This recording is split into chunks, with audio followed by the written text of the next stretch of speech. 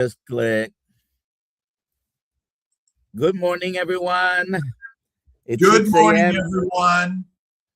6 a.m. on the 11th of February. Today, one of my best friends' birthday today, 66. Happy birthday, Titito. I'll send Happy him a birthday. And everyone's birthday today. And I like the month birthday months, but let's see. In 4 days is my birthday. What's that? 4 days is my birthday. In 6 days is Julio's birthday. Please put in the chat where you're watching from. We got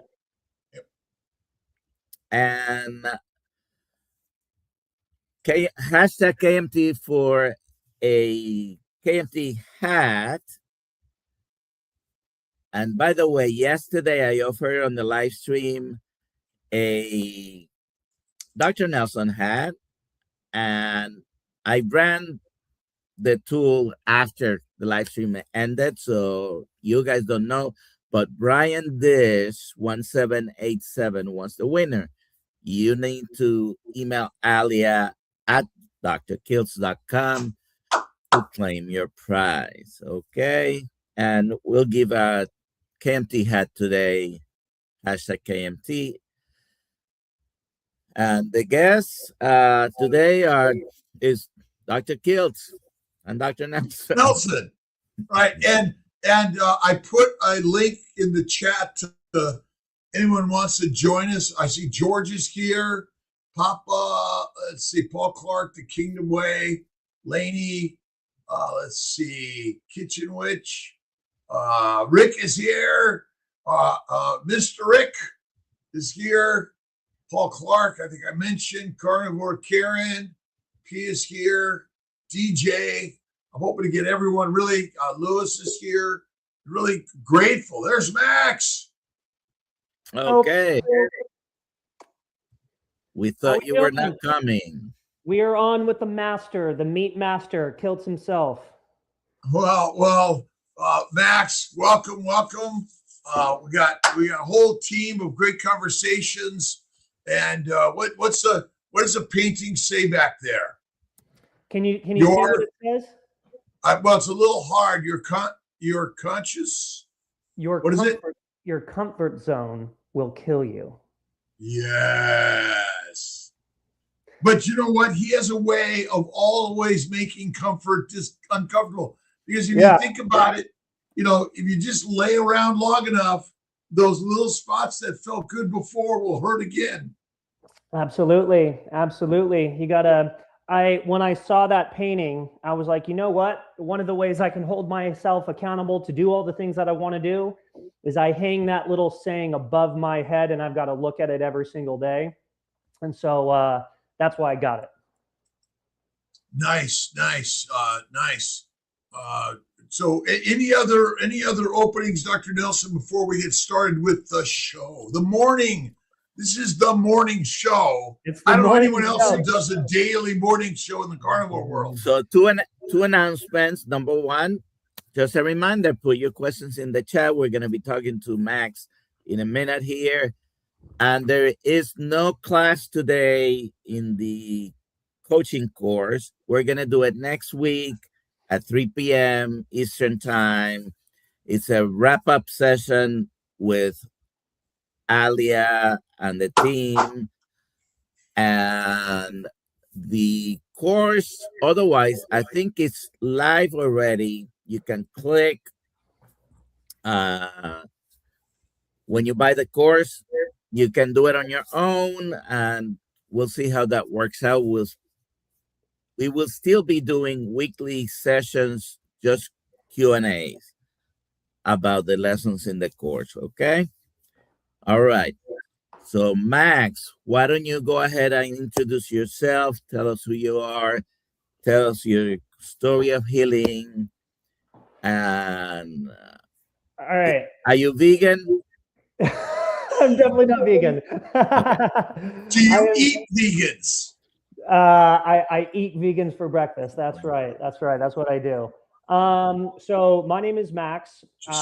Nice to meet everybody. So I host a podcast called the Low Carb Consultant Podcast, where I interview experts, doctors, trainers, athletes, coaches, authors that are in these different low carb, ketogenic, carnivore sects, if you will, to get a good understanding of, what diets are best for longevity, athletic performance, healing, all these different things. And over time, I have developed this theory that diets are tools. We leverage different low carb variations, ketogenic variations, carnivore variations for different things, right? You've got high fat carnivore for a lot of healing purposes, and you've got maybe a higher protein version of carnivore for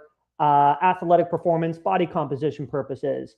And so I interview a bunch of these different experts in these different arenas to get their thoughts, ideas, perspectives on what they feel is the best diet for them. And so that's what I do. The podcast, again, is called the Low Carb Consultant Podcast. It's on, Spotify and Apple and YouTube and all the places. In terms of my journey, I have to go back and I'll do it as briefly as I can so we can get to questions or whatever, questions the guests have or you guys might have.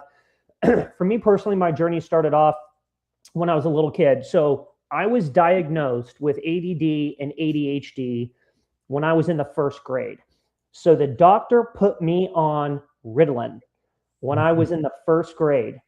And I took Ritalin and a combination of Adderall all the way up until I was about 29 years old. So I was medicated every single day on essentially a methamphetamine. I was medicated every single day until I was about 30 years old. And one of the reasons why it took it so long was because I was diagnosed by a doctor early in life, and I had this thought process in my mind, like I was broken or I needed it, right? And I always say when I say that, if only I knew about low carb or ketogenic diets early on before, I could have probably weaned myself off of Ritalin and Adderall early on. Around the same time I was diagnosed with Adderall, my parents were going through a little bit of a nasty divorce. So there was a lot of tension in the household. And because of that, my parents wanted me to have, as my dad moved out, my parents were trying to give me the most normal life they possibly could. So a lot of that kind of revolved around food. So anytime I wanted to go McDonald's or get pizza or have a snack, one of their ways that they would essentially comfort me in a sense was through food. And going back to the Adderall thing and the food thing, this was back in the 90s. A doctor said that I had ADD and I need to go on this medication. My mom didn't know any better. Like if a doctor told you needed to go on rat poison in the early 90s, you'd probably be like, well, okay. You kind of just took their advice and went with it. But what happened to me was as I started to hit like development stages in life, like 6th, 7th, and 8th grade, I started to, what happened was my body was changing. The Adderall was wearing off because, as you're growing and developing, you're putting on weight, the dosage wears off. And what was happening was I was going on these binge eating episodes around the 6th, 7th, and 8th grade. And, if you go to my Instagram, I'm like a very active person. When I was a little kid, I played every sport imaginable, like basketball, football, baseball, ice hockey. I swam, I surfed, I skateboarded. I did every sport you can imagine. What was happening was because of the medication was wearing off around the 6th, 7th, and 8th grade, I was starting to put on weight. And all of a sudden, by the time I got to the 8th grade, I essentially found myself being the fat kid in the friend group. And I also was dealing with a lot of inflammation issues because I was putting on weight. I couldn't run anymore. I wasn't able to play sports. I was getting kind of lethargic and lazy and lackadaisical. And my mom did the best thing that she ever did for me was she was like, okay, your diet's bad, you're overweight. When you get to high school, you're going to play sports. So when I became a freshman in high school, I joined the water polo team. I started working out. And that's when the light bulb around health and fitness for me really flipped on, because this kid that was in like the 7th and 8th grade that was fat, the girls were making fun of me. I had, the man boobs as a 7th and 8th grader. All of a sudden, I was the in shape, tan, water polo guy, and girls were starting to notice me. And that might sound kind of funny, but I started to realize, like, oh, wow, the opposite sex pays attention when you start to care about what you eat, what you put in your body, how you take care of yourself, and how you work out. And that was the light bulb for me that kind of sent me on my health and wellness journey. And so I worked out all the way through high school and college, and I ended up opening up a gym in Las Vegas called Sin City CrossFit. So I owned a CrossFit gym where I trained, elite high school athletes all the way up until all the way up to 70 to 80-year-old women and men. And so I gained this experience from training different people. I wasn't really in tune with my diet at the time. This is when I was in my mid to early 20s. I ate a paleo diet because paleo was big in the CrossFit world at the time. But that's where I really gained a lot of experience training clients, helping clients with exercise. And then we were shifting people to a paleo diet at the time because that's what was popular. But what happened to me again was I had an opportunity to go into the corporate world. Like tech was getting bigger. I had a bunch of friends that were working at Uber. I had the opportunity to get into the tech world. So I got into the tech world, but what happened was I ended up selling my position in the gym, moved to San Diego, got into big tech. And then what happened was I got into some bad habits. So I started going out after work. I started having beers with the colleagues. I wasn't going to the gym. I wasn't eating the way I normally ate. And what happened was I got fat again, right? And I got horrific inflammation issues. And by the time it was like 2018, I lost sight of myself. I put on so much weight. I had so many issues that I just had this moment that happened to me. I was like, I used to be the in shape gym owner. I used to be the guy that everyone came to for advice. Now I'm the fat guy because when you go into a corporate world, and then I ended up getting married and had a couple kids, your life changes a little bit, your priorities change. And so I kind of lost sight of myself. But what happened was I also lost sight of my health and my fitness and my body. And in 2018, I made a vow to myself to say, okay, I'm going to go on a journey. I'm going to reclaim my health. I'm going to reclaim my body, get it back.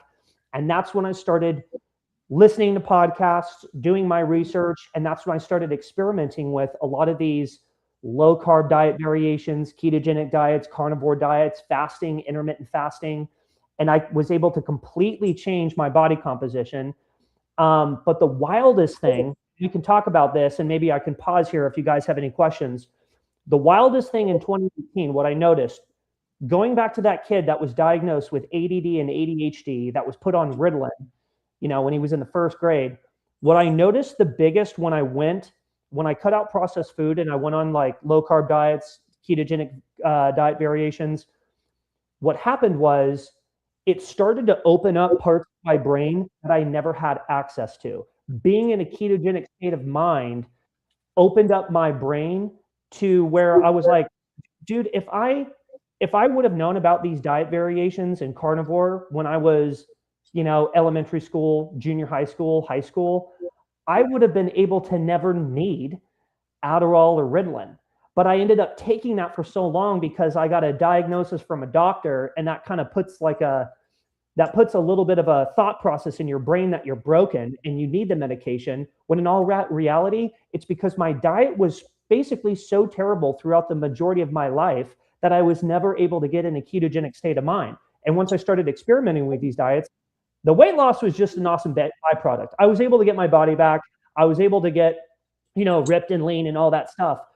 But the main thing was it completely changed how my brain worked. And from there, I was like, okay, there is something to the food that we're eating. Food is medicine, 100%. There's something to the food that we're eating. And the processed food that the majority of are eating, that the majority of the U.S. are eating, is essentially slowly killing us. And if we go back to a little bit more of a whole foods, ancestral-based approach, protein, meat-based approach, we can reverse a lot of these issues that we're, quote unquote,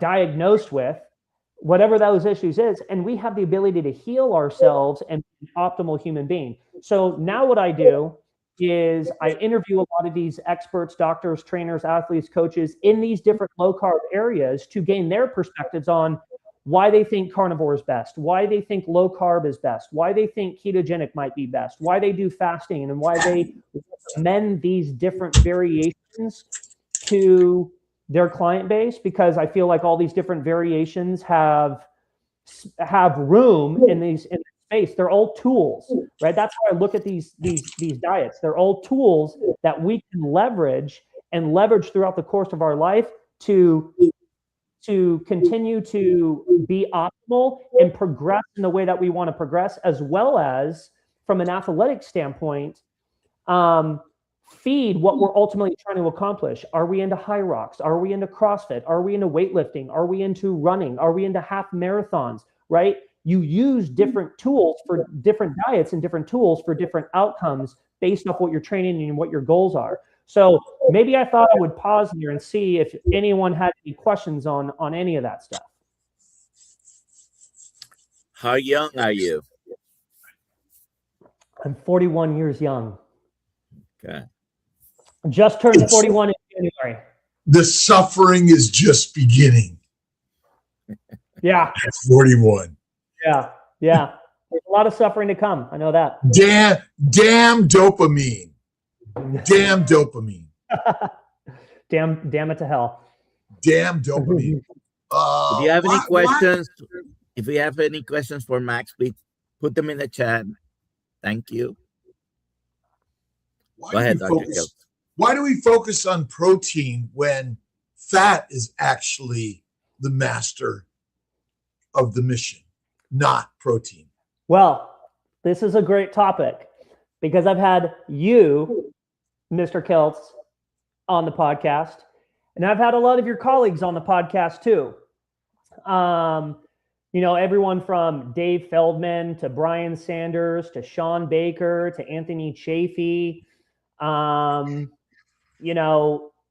There are different thoughts, even Richard Smith. I know you know Richard Smith. We talked about you on I don't know Richard Smith. Damn him. Here's what I think is interesting.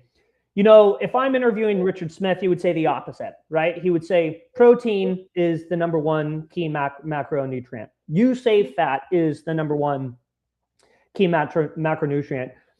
I'm not here to disagree with anyone. What I'm doing with my podcast is I'm gaining the perspectives of a lot of these individuals so they can share those perspectives. Now, I think what you do, though, is you leverage different carnivore variations for different things. That's what now I have come to believe. If you have body composition goals, if you have muscle building goals, there needs to be the building blocks available. You need to have the amino acid profile available in order to attain those goals, whether it's putting on muscle, gaining strength, increasing your lean mass, lowering your fat mass. Now, I know, Kiltz, I know you disagree with this 100%, and that's okay. That's why these conversations are really, really beneficial. But that's what Richard Smith will argue. And I know from having you on the podcast, you were honestly one of my most watched episodes. You gave me some great clips, by the way. Social media blew up. So you're fantastic. You got great energy. I love you. But you would argue the fat is the most important macronutrient, and the fat is what you need to essentially utilize a lot of those building blocks, even if you do have muscle building, protein building goals. Now, yeah, hold that steak up. Hold that steak up. What is that? Is that a tomahawk? Yes. Yeah. Look at the. I don't know if you see the. Oh, here. Beautiful. Where's it from? Is that from this Wegmans? Wegmans. Yeah. This is a USDA prime. It's a beautiful, beautiful steak, and this is the master's meal. Yeah, it is. It is.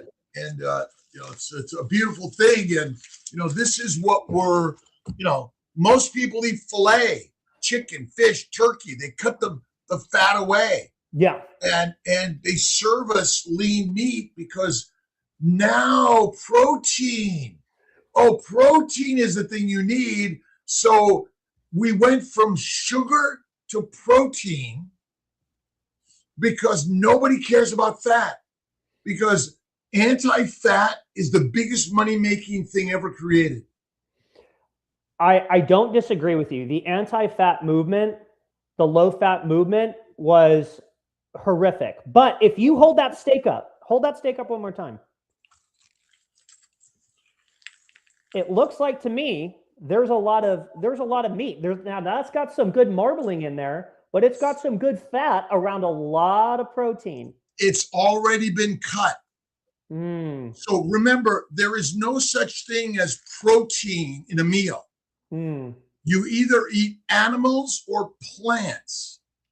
Every cell of every organism contains fats, sugars, and proteins.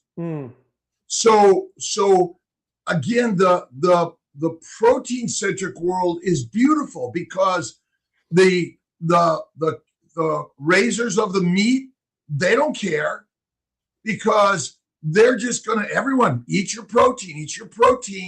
It's the next new disease problem, because so many people in the carnivore world are on GLP-1s to get skinny in order to show off.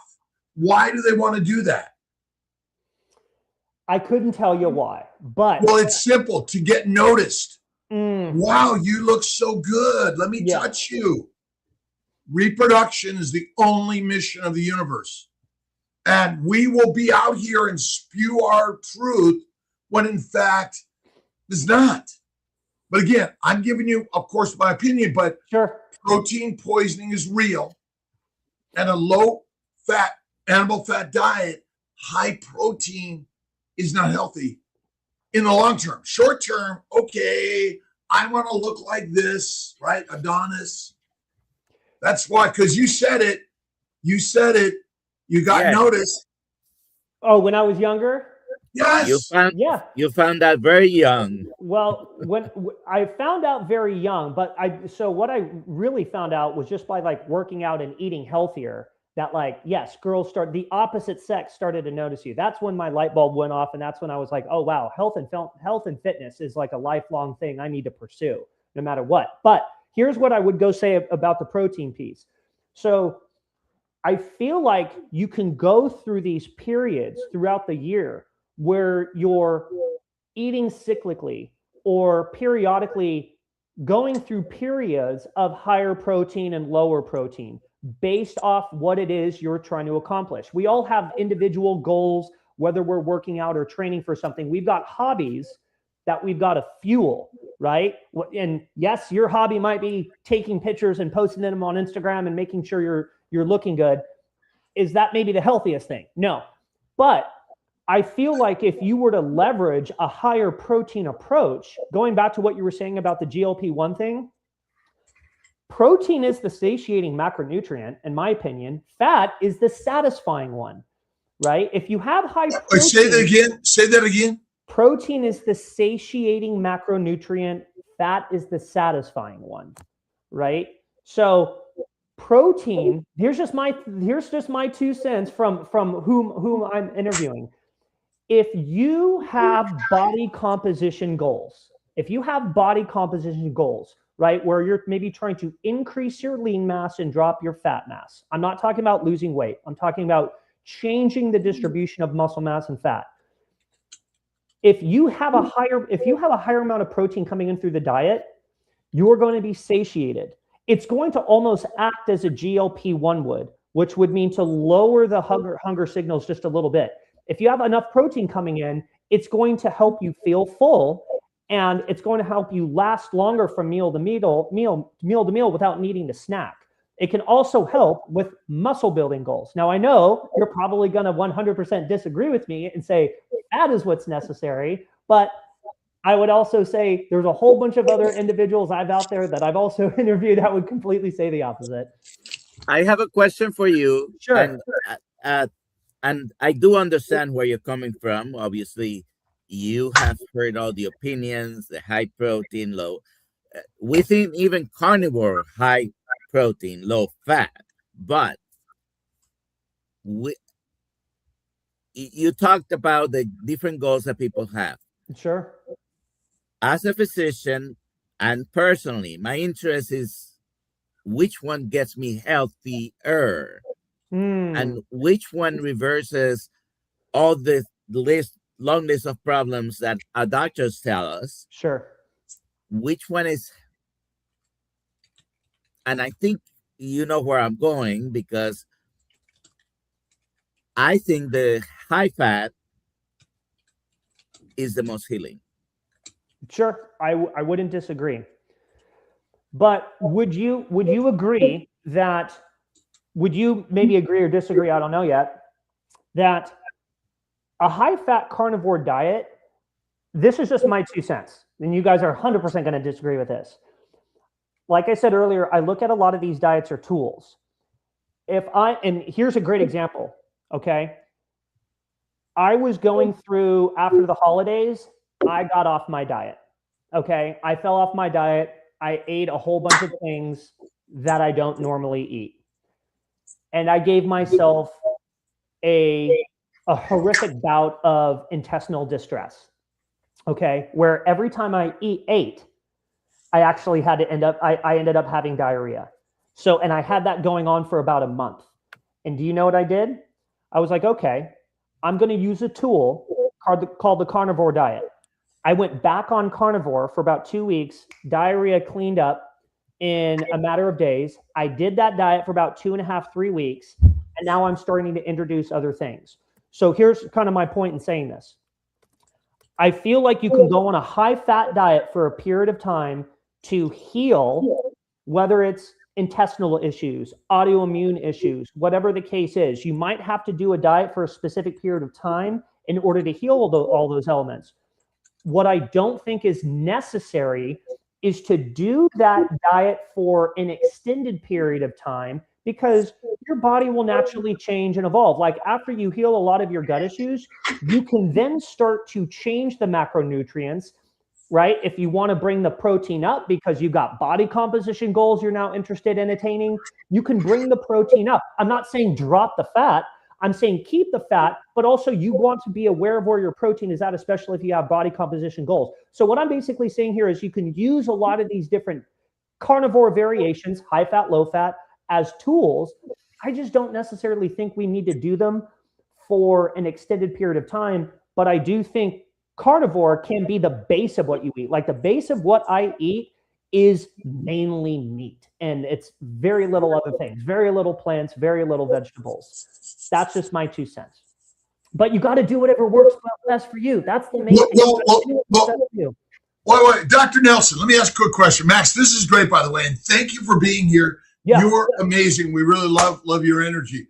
Dr. Nelson, when you went to medical school and learned the science of the human body versus veterinarian school, did they say that there were infinite human beings that all had different needs? Or did they say, here's the human animal, and I want you to learn about it and go out there and practice for the human animal, not for the individual, unique, what do we call it?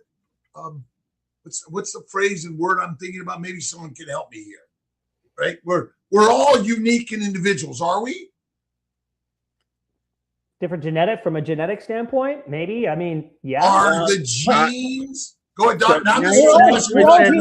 We're all built with we have 99% the same genes. Yeah. And maybe 1% or less different between you and me. And yeah, they teach us one anatomy. They don't teach us, the exceptions are taught so you recognize them, but they teach us everybody's basically the same. A male is a male, a female is a female, Sure. and there are different organs inside in the sexes, but otherwise, everything else works pretty much the same. Now, I don't disagree. I don't disagree with that at all. Okay, so you're 41 years young. 41 years young. Best thing ever happened to me was at 41. No, it's second best. Well, there's several bests, but I was fired from a job. Yeah. Failure, right? But this is a fat phobic world. And our phobias drive everything about us. We make more money on the anti-fat world than anything. I don't disagree. And so no other animal wants to be skinny. None, zero. They get fucked all day long when they're fat. And so do fat people today, by the way. Sorry for my language. I don't know if we might delete that. Again, we are live, Dr. Kiltz. Okay, we are here. We want to love and honor our brothers and sisters, and reproduction is the most important thing. And ultimately, that's why we're here. Well, that's why we do the work you're doing, I'm doing. We're all doing the same thing. It's interesting. We're the only species on planet Earth that cares about what we look like. Oh, no. No. Oh, you don't think so? All of them do. Why do you think a flower makes itself so beautiful and smells so nice? No. All organisms, all microbes, macrobes have one purpose. I might have missed there. Yeah, no, I 100% agree with you. That's why roosters peacock, or that's why peacocks show their feathers. Yeah, 100%. I totally get you. That's why Mitch smokes cigars and is online telling us the miseries of the world. What I was going to say was we're the only species that really cares about our weight. Going back to what you were saying, a bear wants to be fat, right? They want to, the larger, the bigger they are, typically the more healthier they look to the opposite sex. We're the only ones that really, human beings are the only ones that really care about and obsess about like a number on a scale or what we look like from a composition standpoint, I would say. Like a bear doesn't care about how much weight he's putting on or losing through hibernation.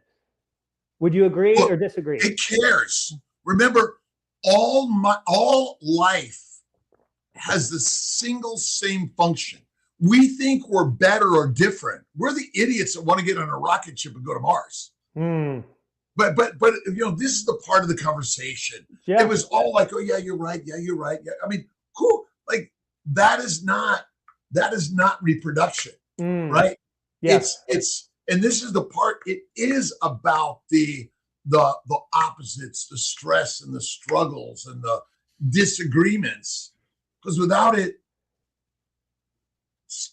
no babies. No, I 100%. Like number one, numero uno is procreation. That's what every species wants to do. And if your partner had no fat, muscle only, okay? Now we know what a muscle builder that gets jacked for the show, is that a reproductive organism? Probably not. A lot of times their hormones are tanked. So, but again, if there's only muscle and no fat, right? If you really saw a human being not jacked and taking hormones to show up on stage, right?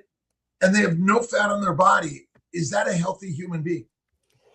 No, it's not. In a lot of cases, that they are not. But they not would in a also lot of cases. They would also agree with you.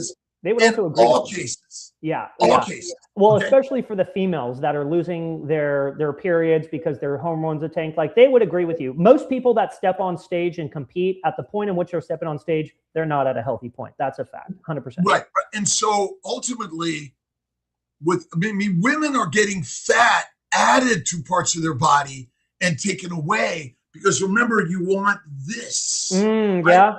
Because that's what we look at. Damn, I hate my dopamine. Right? I mean, that's the driving force for all of us.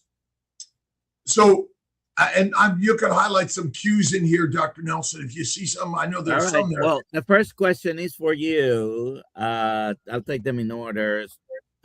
Chuck asks, Dr. Kiltz, we know you don't believe in numbers, but your staff have wanted you to test. How are you feeling? Any news on the CAC score? You haven't had another one, right? And are you still taking the energy bits? I take my energy bits from time to time, like I take everything else from time to time, but not all the time. I got a beautiful card from my good friend, Ashley. Energy bits, by the way. I love it. And what are those? What are those, Dr. Kiltz? They're Dr. Chlorella and algae. I mean, it's all algae. And I get my, again, I don't know which is the thing that makes me better, but I take them all. Okay. And I'm working better, but look we're in a community together, are we not? I'm not here to chastise anyone's products, right? We're here to bring them all together and work together.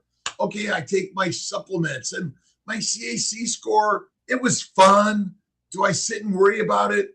One of my colleagues, Wendell, 65-ish, went to the doctor for a month to try to figure out what was wrong with him. Everything they said was normal. In the emergency, he dropped dead the other day. And Wendell is our master teacher every day, because what do you know about medicine's ability to predict when and how you're going to die? That's a question for you, Max. Oh, is that a question for me? I'm sorry. Say that again, Dr. Kiltz. I mean, what do we know about modern medicine's ability in any of this testing to predict when and how you're going to die? I would probably say we don't know a lot. I mean, a lot of the medicine out there, in my opinion, it's to treat a symptom, not a root cause. That's just my well, right, but ultimately, medicine and science has a purpose that they believe is right. Sure. Yes. And that's the same area of us. We believe in what we believe in. We're going to do everything to prove it, right? Plant-based world, animal-based world, everything in between, and the science. And we're here because it gets us likes and subscribers, and people show up and things like that, because I like to have friends. I don't want to do this all alone, and my friends disagree with me or agree with me, or they listen and they turn it off. I don't know, but that's the fun part of this, right? Because again, if we all just agreed, oh shit, it'd be boring as shit. When Mitch is like, oh, Kiltz, you're ridiculous, and turns me off, and then we show up and we hang a cigar together, or Brother Rich or Papa or George or all of us. But we're entertainment. And then each and every every individual is going to find it kind of play in the mud and the sand and find their own freedom in their story, I think. And well, that's what kind of maybe even brings me back to the point about all these different carnivore variations you can leverage, ketogenic diet variations, low carb variations. You got to find what works for you. I know we were saying earlier that from a building block standpoint, we're all born with the same engine, the same tools, right? The same organs, all that type of stuff. But I would also say on the flip side of that point, a lot of us are born with a lot of different issues, right? There's people with different autoimmune issues. I can't tell you how many different autoimmune issues that there are. There's some, like if you look at someone like Michaela Peterson and all of the things that she has dealt with, like, yeah, she's got the same engine that I might be built with, or another female might be built with, but she has a completely different series of issues that she needs to be on a specific diet for in order to heal.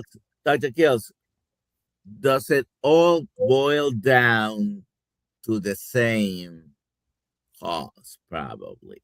It's all, look at, we're all expressing our belief that it's different, but it's not. It's all the same, but we are unique and different in our expression and our belief systems. But ultimately, inflammation and damage but that's natural and normal. You cannot, I mean, I am going to die 30 years from now, plus or minus 30 years. It's kind of a good, right? And what am I going to die from? Only one thing actually causes death. And it's the leading cause of, it's a cause of, your heart stops. Sure. Right? That's it. But that's the beauty. I mean, essentially inflammation damages every cell of our body. And we in medicine and science kind of label it all these different things. But it's not. It's the same thing. All the same thing. All right. Have a question here from this guy. And I guess the question is for Max. What have you learned on your journey? That's a good question. Well, I can definitely tell you what I've learned from the podcast. And it's basically going to be the opposite of what Dr. Kiltz was saying. But what I basically learned is I think there are multiple routes to the same destination. I think there can be multiple different routes to the same destination. Okay. And, you know, the podcast has really taught me to sit back and take in the views, the concepts, and the perspectives of other individuals. Some of it I agree with, some of it I don't agree with, and that's okay. But I use the podcast as a platform to allow these individuals to explain their views and perspectives. And what I do is I take little nuggets from that. If things make sense to me, I will massage some of those elements into my life best as how I see fit. But I think what's really beautiful about this space, right? Whether you're on a low carb diet and you got some vegetables in there, whether you're on a high fat carnivore diet and you're eating tons of fat like Dr. Kiltz, or whether you choose to go higher protein because maybe you got different goals and things that you're into, I think there are multiple routes to the same destination. And another thing that I've learned is you've got to be willing to experiment with your diet, okay? And I think people like to get very comfortable, like, hey, I'm going to eat carnivore. This is how I'm going to eat. And sometimes you might get to a point where you have to slightly change the diet, try some things, try some new things. It's okay to experiment with different forms of diet if you're running into issues, whether it's hormonal issues, autoimmune issues, things aren't working well for you digestively. You might have to switch some shit up, right? And again, I think there are multiple routes to the same destination, but the big thing here is you have to be very comfortable experimenting and make what you put in your mouth, right? What you put in your mouth, what you ingest into your body is numero uno, because I truly believe food is medicine.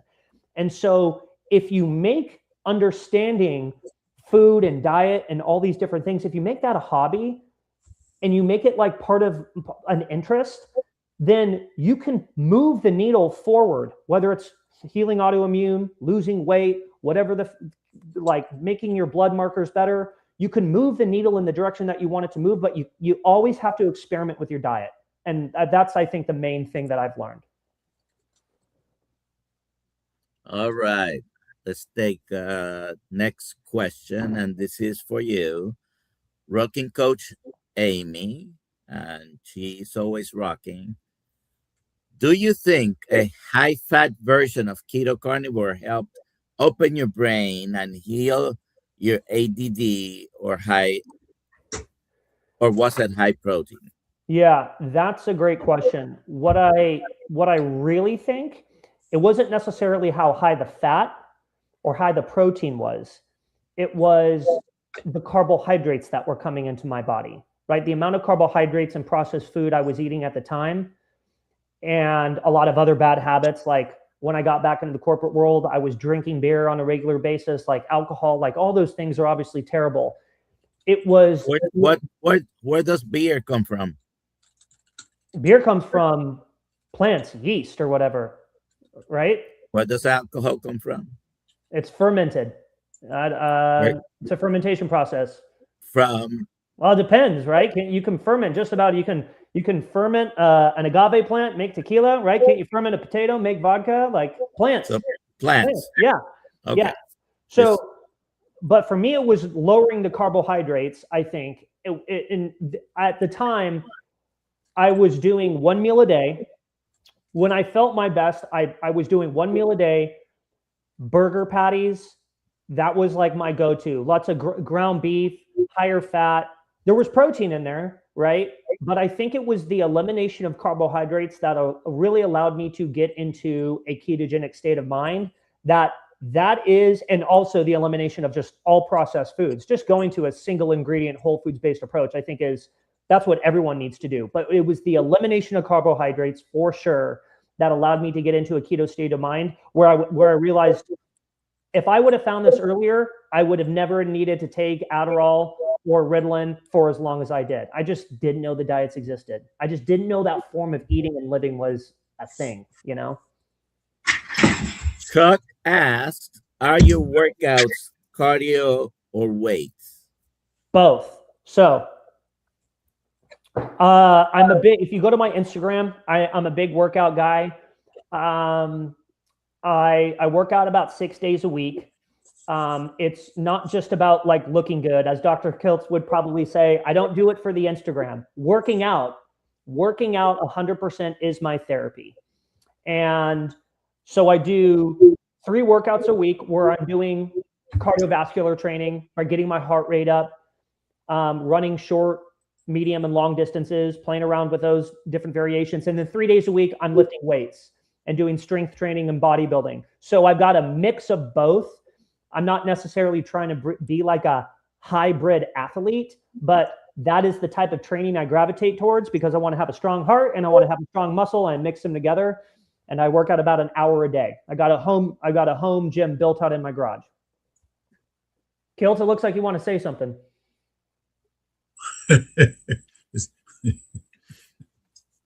I'm listening. But it will look at the beauty is we're all sharing stories in our daily evolution of understanding the story. Mm-hmm. Ultimately, we are lions. No other animal looks for protein. There actually, protein does not exist except in petri dish science. When we use the word protein, you mean you're looking for lean muscle meat, correct? Would you agree that lean muscle meat is protein? Sure. I mean, there's protein in chicken. There's protein in that tomahawk steak you just held up earlier. Right. But is chicken lean muscle meat? Yes. Okay. And so is filet lean muscle meat? Yes. Okay. And can you buy lean muscle meat in a ribeye? Yes, you can. Yeah. Okay. And most of the time they cut most of it off anyway.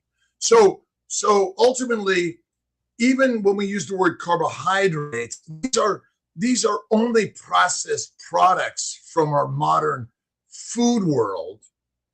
But if you were to choose what to eat, would the healthiest thing be the plant world or the animal world? Oh, it's the animal world for sure. Okay, would it be lean meat as your primary meal, or would it be fatty meat as your primary meal? I would say I would want a combination of the both. You got to pick one. You got to pick one because again, the primary meal of a lion. Again, I'm giving you a simple task. Occam's razor. Yeah. Okay. You pick one. You're going to live off one of these. Which one is it? Is it going to be? If I had to live, you are living. Okay. If I had, okay. I would choose the fattier cut. There you go. Just keep it simple, please. Sure. Just look it. Oh. Yeah. Uh-oh. Did I say? Is that me?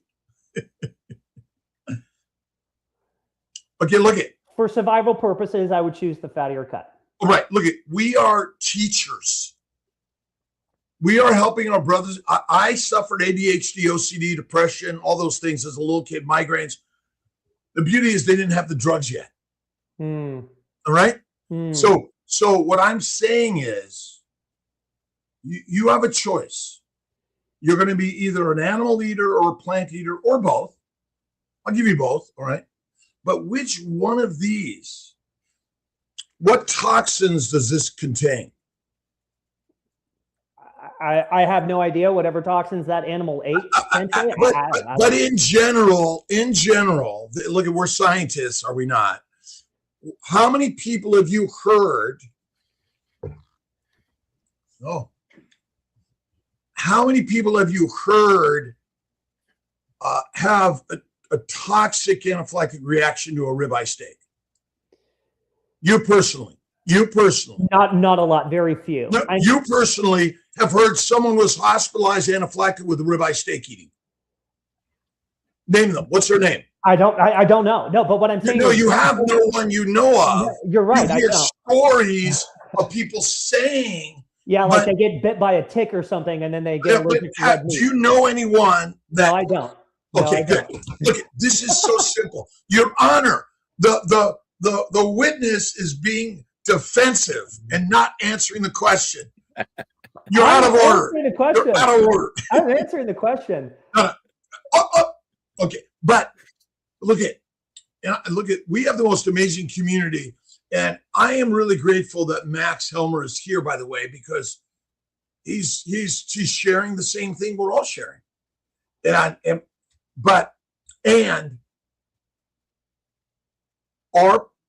What animal seeks lean meat? And do you know about protein poisoning? Have you ever heard of it? I have heard of protein poisoning mainly from you. Right, but rabbit starvation. So have you read the list of symptoms? Nausea, vomiting, abdominal pain, depression, protein poisoning. Do you know of anyone that suffers those things? To be honest with you, I don't. Well, but they're common symptoms that people have in this world, correct? Oh, so you're saying depression, anxiety. Yeah, so you're saying like a high protein diet can actually be causing our depression, anxiety. 100%, because it's missing the single most important macronutrient, which is adipose tissue. Now, again, I want to lean down, go at it, because you want to lower the fat to lower the caloric input in order to lean down and show the muscles that are even in the fat people. That's it. So I'm just, I agree with you 100%. I've been there. I am there. Okay, do I have some French fries sometimes? Damn right I do. Yeah. And ice cream. Damn right I do. Yeah. I don't shy away from these things from time to time, but on my daily habit, what do I eat? Yeah, I hear you. And I do the same, but I incorporate lean meat and fat meat together. I eat them all. A lot of variation and sustainability for the long run. No doubt about it. But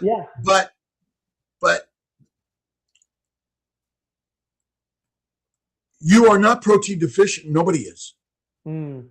Nobody's protein deficient. That's not our problem. Our problem is poisoned by plants, proteins, low-fat diet. I see some of I have these pictures here. One of my good friends, Dave Kilmer, died of cancer at 52. He was always working to be healthy, skinny, lean. All right. Jim Slotnick, glioblastoma, age 28. All right. And again, we're here taking care of sick people and the why part of it, which we don't really know. But the protein-centric and plant-centric world, in my opinion, is part of our problem. It's fat. Fat is to be honored. That's kind of like my again, here's a shot, a pill, a surgery to get rid of the fat, when if you simply go carnivore, the fat goes away. The excess fat goes away. And again, Dr. Kiltz, this is where I'm coming from. We leverage different diets for different things. So I'm interviewing, coming on the podcast in March, I'm interviewing Professor Thomas Seyfried, right? And he's going to be coming on talking about most likely a ketogenic diet and how they're using ketogenic diets for tumor reduction, cancer. That 100% makes sense for me. What is a ketogenic diet? It's a high fat, moderate protein or lower protein, zero carb diet, right? So you can use different, like if I was diagnosed with cancer, I would incorporate a series of long-term fasting and a ketogenic diet. I would go on an ultra high fat diet. That's exactly what I would do. But right now I don't have cancer. So they were diagnosed with cancer. Yeah, I know. And remember what I'm saying, you don't have cancer right now. Yeah. But my theory here, now Is nobody you think a higher protein diet, you think what you're saying is you think a higher protein diet could potentially lead to yes, because diagnosis. when you say high protein, you automatically mean low fat. I don't necessarily mean I can No. diet. Again, I'm just okay. When you do a high protein diet in general, it is a low fat diet. That's the kind of amazing story here. Again, it's radical. Remember, there's never a zero carbohydrate diet because carbohydrates are in all cells of all organisms. So what you're saying is you eat a low to no plant diet or a low to no animal diet, but there's never a zero fat, zero protein, or zero carb diet. That's an impossibility. Because if you understand the science of the glycocalyx, of the membranes of every cell, so ultimately that's the magic of this story. Dr. Seifert and I love him. We've talked, and I agree with you.